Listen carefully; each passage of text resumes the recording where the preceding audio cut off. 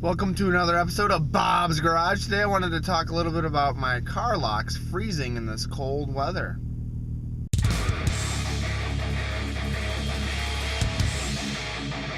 Right, so I just had a story I wanted to mention, or at least make note of. On Sunday when I was working with Gavin and Andre on Gavin's S4, we made a trip over to the store and I drove my S4. So, got out of the car, I clicked my lock button, and I couldn't, the car didn't beep with the arming beep when it locks. I was like, that's weird. And I noticed that one other time earlier in the day on Sunday. So I checked my driver's door, and sure enough, it didn't lock. So I was like, that's weird. So I just opened up the driver's door, hit the lock button manually, and I looked over and I could see like the passenger side doors lock. So I'm like, okay, cool. So I close the door and go to like open up the driver's door, and it won't, the driver's door wasn't locked.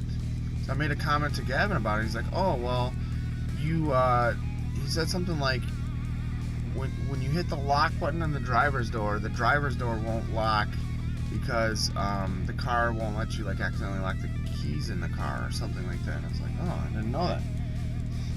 So I thought like my clicker was broke or the batteries wore out. So I kept, trying to use the clicker and it wouldn't arm the system. Man, this is weird.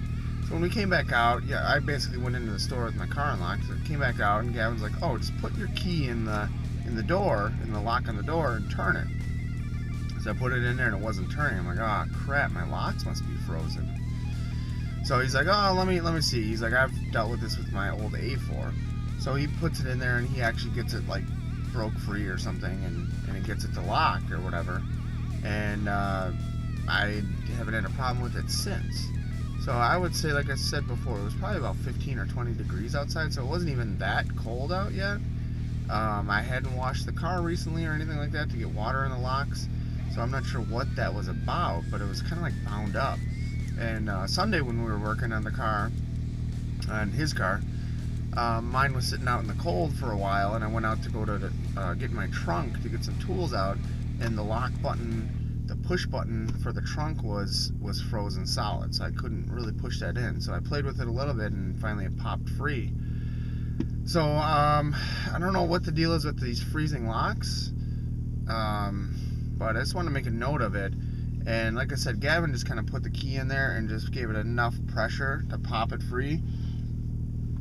And now it seems like my locks are actually better. When I arm and disarm the system, the little lock plunger on the door pops up and down a lot faster than it did before.